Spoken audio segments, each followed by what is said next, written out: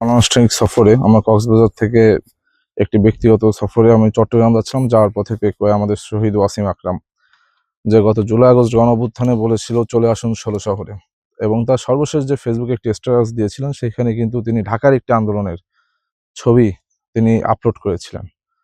সেখানেও কিন্তু তিনি যে ছবিটি আপলোড করেছিলেন সেখানে আমরা সে সময় সেই আন্দোলনের নেতৃত্ব দিচ্ছিলাম। এবং তার পরের দিন তিনি যখন শহীদ হলেন, সারা বাংলাদেশ কিন্তু এক ধরনের স্ফুলিঙ্গ সারা বাংলাদেশে ছড়িয়ে পড়লো এবং সেখান থেকে কিন্তু আন্দোলনের দাবানলে রূপান্তরিত হয়েছিল। আজকে আপনারা দেখুন যে এই যে শহীদ ওয়াসিম ভাইয়ের পিতা আমাদের মাঝে এখানে উপস্থিত আছেন। গত জুলাই আগস্ট গণ অভ্যুত্থানে ছাত্রদল করে অথবা ছাত্রদল না করা বহু তরুণী জীবন আত্মত্যাগ করেছে। তাদের কারোর ৫ই আগস্টের পরে পরিবারের কিন্তু পরিবর্তন হয়নি। শহীদ ওয়াসিমের পিতা আগেও কৃষিকাজ করতেন, এখনো কৃষিকাজ করেন, কিন্তু এই জুলাই আগস্ট গণ অভ্যুত্থানকে পুঁজি করে আমরা দেখেছি অনেক ছাত্র উপদেষ্টা কিংবা অনেক উপদেষ্টা রয়েছে যাদের পরিবারের আমূল পরিবর্তন হয়েছে। শুধু পরিবার বলতে ভুল হবে, তাদের ব্যক্তিগত পিএসও ৪-৫০০ কোটি টাকার মালিক হয়ে গিয়েছে। সুতরাং জুলাই আগস্ট গণ অভ্যুত্থানের যে স্পিরিট ছিল সেই স্পিরিটের সাথে তারা এক ধরনের বেইমানি করেছে এবং যে স্পিরিট ছিল সেটাকে ধূলিসাৎ করেছে। কিন্তু আমরা যারা ছাত্রদলের নেতাকর্মী আছি, আমাদের একজন নেতা থেকে শুরু করে একজন কর্মী, আমাদের কিন্তু অনেক সুযোগ সুবিধা ছিল। আপনারা যারা এখানে পেকুয়া উপজেলায় আছেন, নিশ্চয়ই পেকুয়া জেলায় অনেক সমন্বয়ক ছিল। তারা অনেক সময় বলেছে, ভাই আসুন আমাদের সাথে এই কাজ করুন, ওই কাজ করুন, ভালো থাকবেন। কিন্তু আমাদের সেই নেতাকর্মীরা কিন্তু পেকুয়া উপজেলা থেকে শুরু করে সারা বাংলাদেশে একটা গ্রাম পর্যন্ত কখনো কোনো অন্যায় কাজে তারা জড়ায়নি, বরং তারা আন্দোলনে ছিল। আন্দোলন পরবর্তীতে তাদের যে যার কাজে, যে ছাত্র রাজনীতি করে ছাত্র রাজনীতি ফিরেছে, যে তার ব্যক্তিগত কর্মসংস্থানে কাজ করে তারা কর্মসংস্থানে ফিরেছে, যারা পড়াশোনা করে তারা পড়ার টেবিলে ফিরে গিয়েছে। কিন্তু আমরা দেখতে পেয়েছি যে কোনো সুযোগ সুবিধা রাষ্ট্র থেকে তারা গ্রহণ করেনি, বরং এই রাষ্ট্র যেন গণতান্ত্রিকতার পথে উত্তরণ ঘটে। শহীদ ওয়াসিমরা যে কারণে আত্মত্যাগ দিয়েছে, যে ফ্যাসিবাদ বিরোধী আমলে শেখ হাসিনার যে দুঃশাসন, সেই দুঃশাসনে আমরা কেউ ভোটাধিকার প্রয়োগ করতে পারিনি। আমরা তরুণরা তো এই জন্যই জীবন দিয়েছি।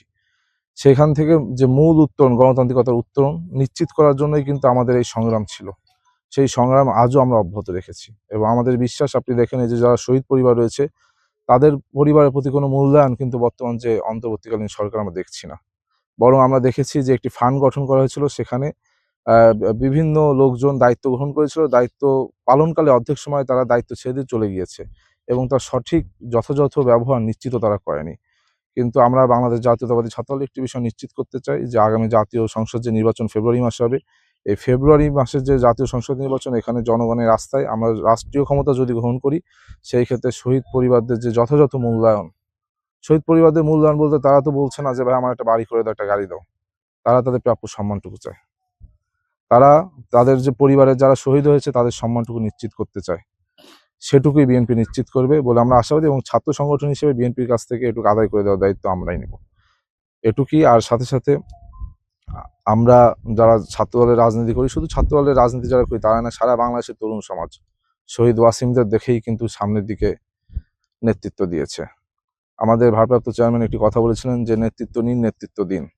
শহীদ ওয়াসিম চট্টগ্রাম কলেজের, সরকারি কলেজের একজন নেতা ছিলেন। তিনি কিন্তু তার জায়গা থেকে নেতৃত্ব নিয়েছেন, নেতৃত্ব দিয়েছেন।